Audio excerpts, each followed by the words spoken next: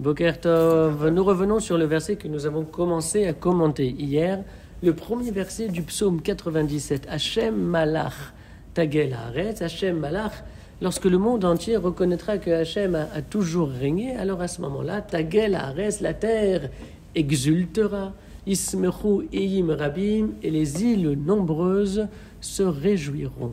Vous avez dans ce verset deux termes qui renvoient à la joie, la Simcha et la Gila.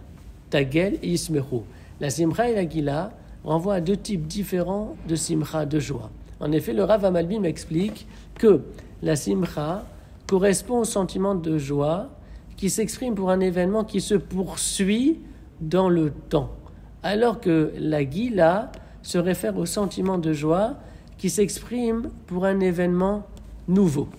Alors, on peut se poser la question, dans ce cas-là, comment la révélation peut-elle être quelque chose de nouveau et en même temps se perpétuer, puisqu'ici on a les deux types de joie, Simcha et Gila. La Simcha qui renvoie à un événement qui se poursuit dans le temps et la Gila qui surgit dans le cœur à l'occasion d'un événement nouveau.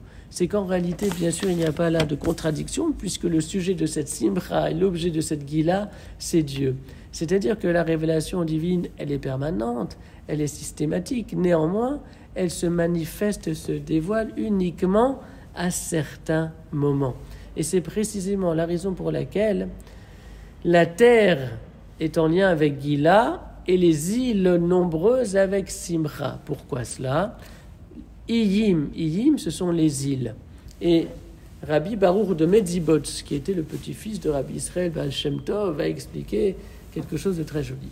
Dans la Kedusha, on demande Aye Mekom Kevodo. Où se situe l'espace de la majesté de Hachem? Où se situe l'espace de la présence d'Hachem? Alors ce sont les malachim qui posent cette question, les anges. Et bien sûr, ils ne remettent pas en cause l'existence même de cette présence divine. Simplement, ils aspirent à pouvoir la situer, la percevoir, la localiser ailleurs, ou, bien évidemment, pas géographiquement, pas spatialement, pas matériellement, mais existentiellement parlant. Et en fait, les iyim, les îles, ce sont qui passent leur temps à poser la question aïe, où est cette présence de Hachem? Et c'est la raison pour laquelle ce sont précisément les iyim, ceux qui s'interrogent de manière permanente sur la présence de Hachem afin de pouvoir la visualiser en quelque sorte avec les yeux de leur esprit. Ce sont les îles qui sont emplies de Simcha.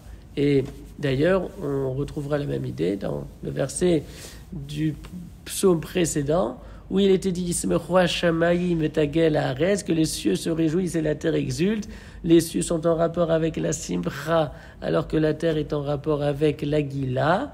Les cieux, c'est la hauteur céleste permet d'avoir une idée de la permanence divine, même si elle n'est pas manifeste. Vetagel Haaretz, tandis que le point de vue terrestre, humain, matériel, va pouvoir considérer la présence de Hachem comme étant une nouveauté, parce qu'enfin elle va pouvoir se dévoiler à nous.